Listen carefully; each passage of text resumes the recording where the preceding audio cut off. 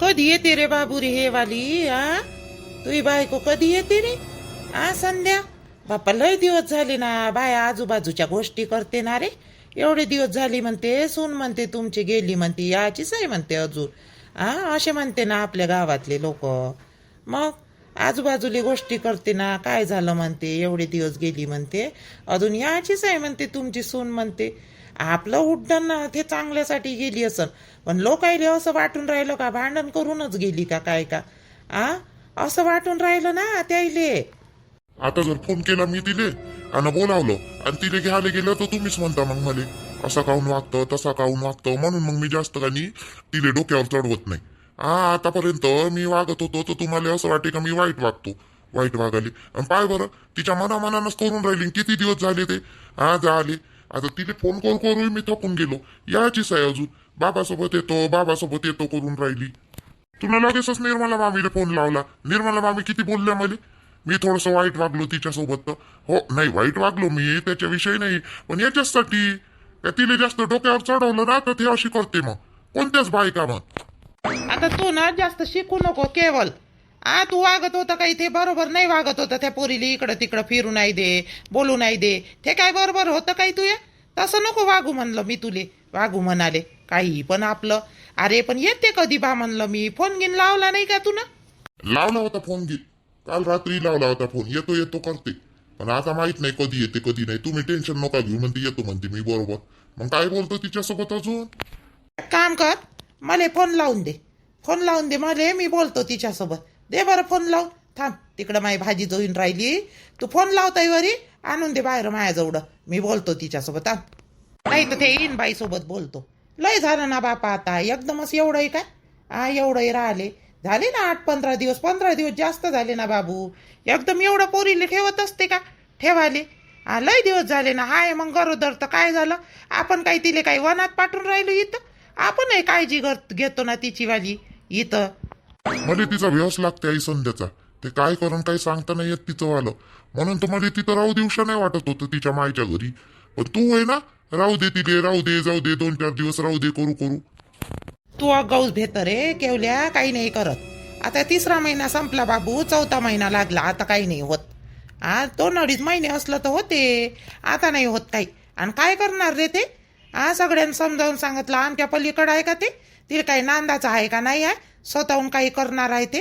नाही करत. तू टेन्शन नको घेऊ, फक्त फोन लावून दे फोन लावून. मी तिच्यासोबत बोलतो, तिच्या मायसोबत बोलतो. आणि रे बाबू इकडं मोबाईल घेऊन ये बरं, आणि लाव बरं तिले लाव, आणि काजल लाव. काजल सोबतही बोलायचं आहे. पहिले मला संध्यासोबत बोलू दे आणि तिच्या मायसोबत बोलू दे, मग काजलले लाव फोन.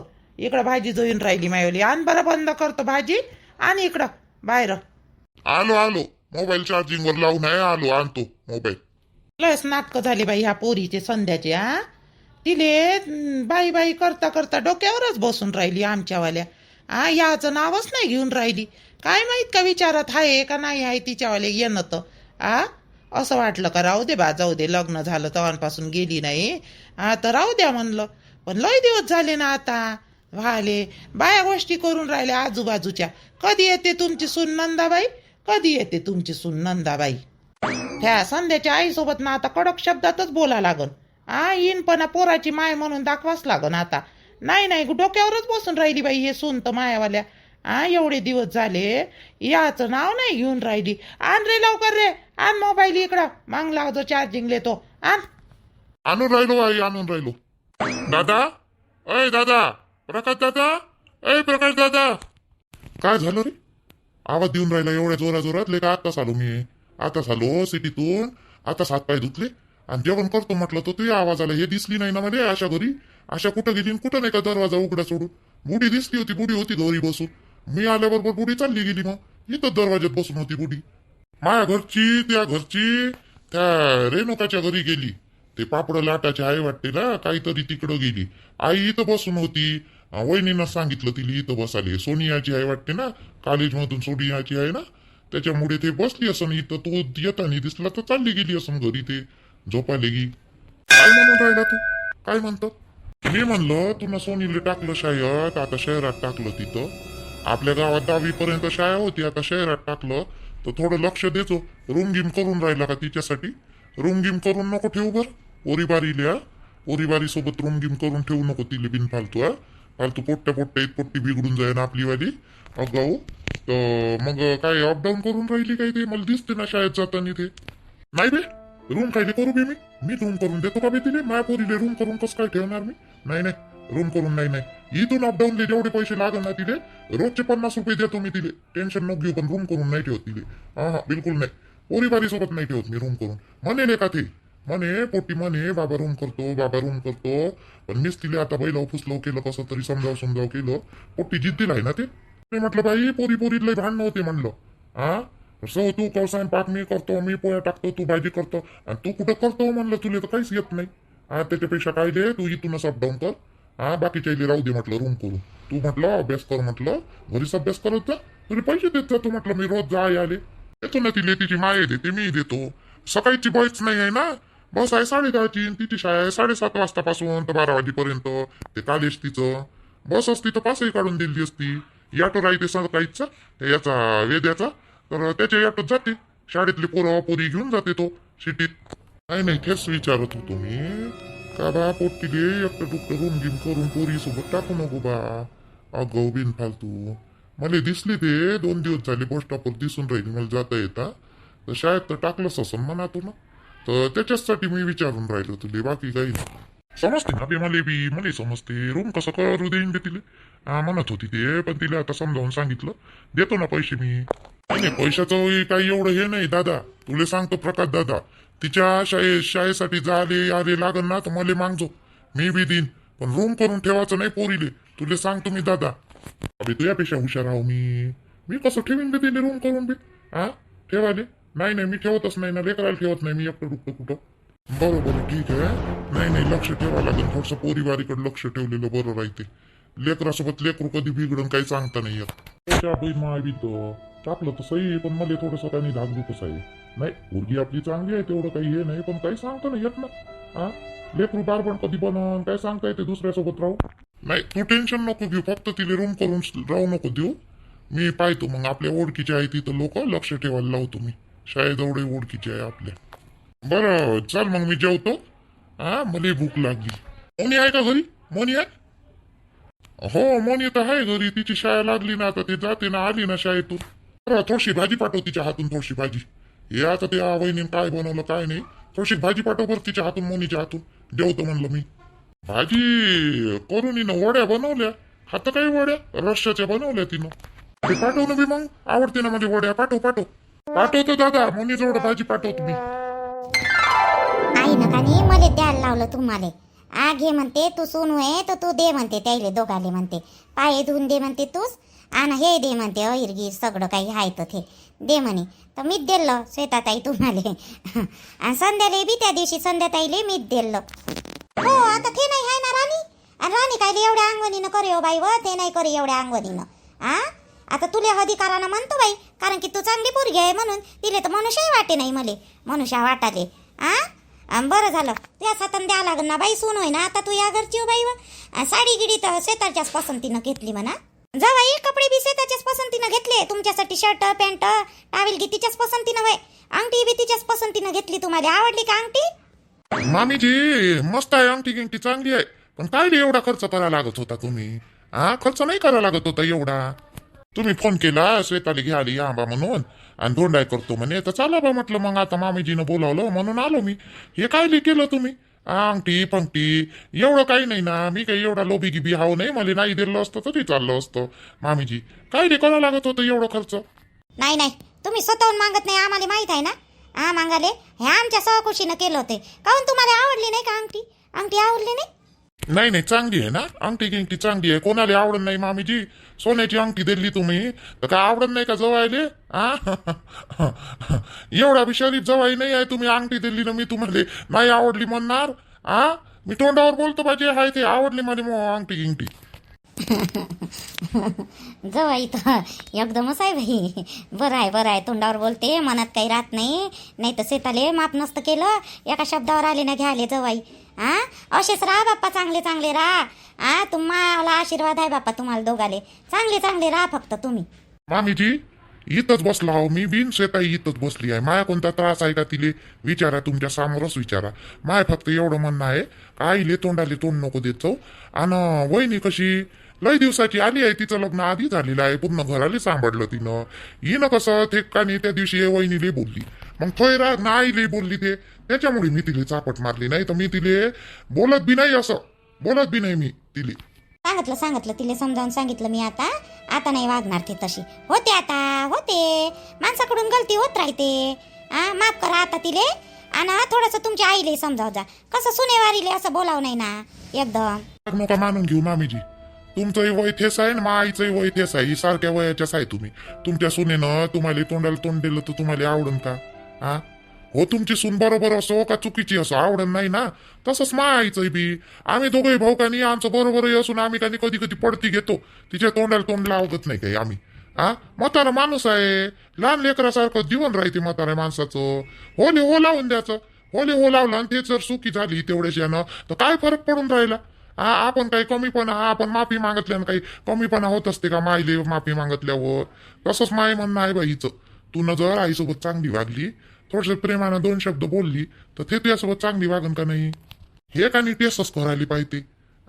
टेसच करायला पाहिजे चेता. अहो म्हटलं तुझे बरोबर आहे असं, तरी माहीत चुकलं आहे बा असं म्हणलं तर काय फरक पडते? ते थोडं बरं वाटते का नाही बा? माई सून ऐकते माया मतानं, आहे का नाही? किती समजदार आहे बाई माझ्या जवाई, किती चांगलं समजून सांगितलं. माझ्या मनातलीच गोष्ट केली बाई. राणी एवढी माझ्यासोबत टर्रेबाजी करे तर मला असंच वाटे बाई माझ्या सुनेविषयी, का माझ्या सुनेनं ऐकलं पाहिजे, 2 शब्द ऐकून घेतले पाहिजे बाई.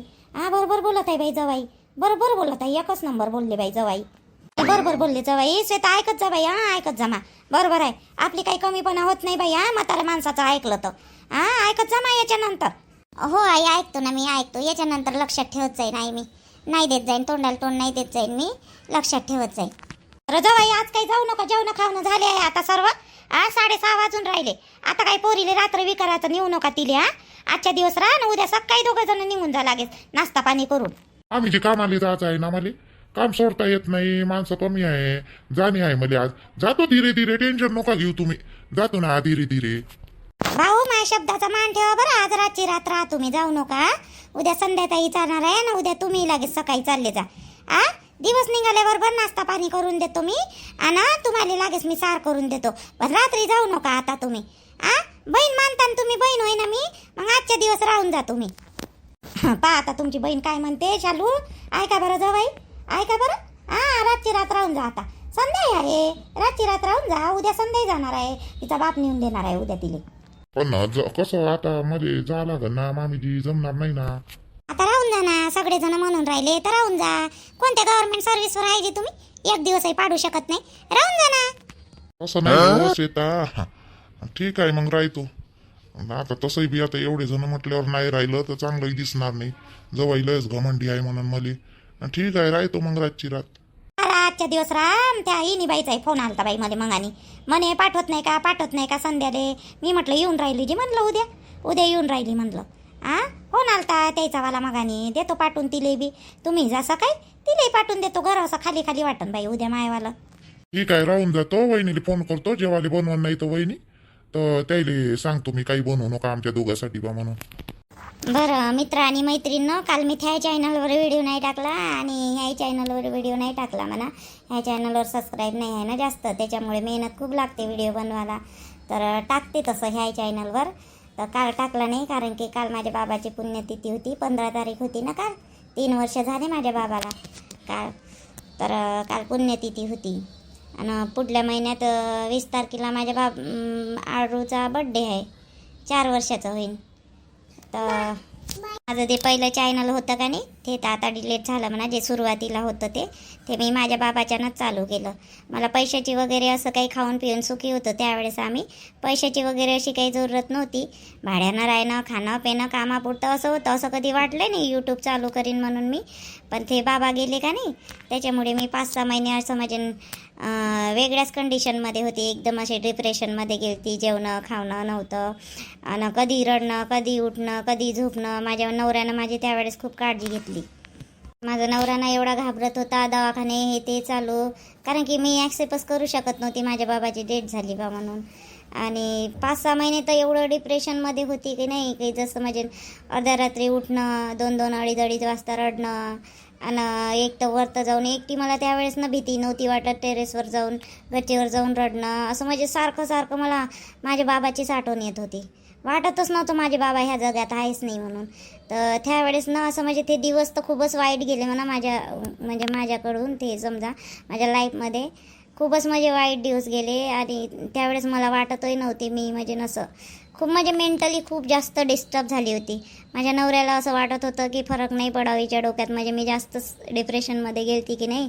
त्याने खूप म्हणजे माझ्या नवऱ्याने एवढा साथ दिला आणि त्या पिरियडमध्ये माझ्या 11 महिन्याच्या मुलाला सांभाळलं, घर सगळं कामं हे ते बाहेरचे कामं सगळं सांभाळलं त्यांनी. आणि मग अशा याच्यातच माझ्या मैत्रिणींना वगैरे मला भेटायला येत होत्या, म्हणजे हे झालं बा म्हणून असं. ते त्या मैत्रिणीकडे जात होते माझे मिस्टर, तिला समजावून सांगा असं तसं, तुमच्यासोबत राहून तरी तिला ह्या गोष्टीतून बाहेर निघन. ते येत होत्या, घरी बसत होत्या, पण मग तरी पण माझं मन नव्हतं निघत, माझ्या बाबाच्या याच्यातून निघतच नव्हतं. मग असंच एक वेळा एकदम जवळची मुलगी आहे का नाही, तर तिनं मला सांगितलं, तर तू म्हणे व्हिडिओ बनव म्हणे, असं जस्ट व्हिडिओ बनवत जा म्हणे बाबूचे. तर मी असं सुरुवातीला असंच 1-2 व्हिडिओ बाबूचे माझ्यावाले आरूचे बनवून टाकले होते. आणि ते टाकले थोडे यूज येत गेले, यूज येत गेले. तर मला थोडा इंटरेस्ट आला. तर मग कसं त्या याच्यामध्ये त्याच्यासाठीच तिनं म्हटलं होतं का ह्या गोष्टीतून बाहेर निघू शकशील, तू निघणारच.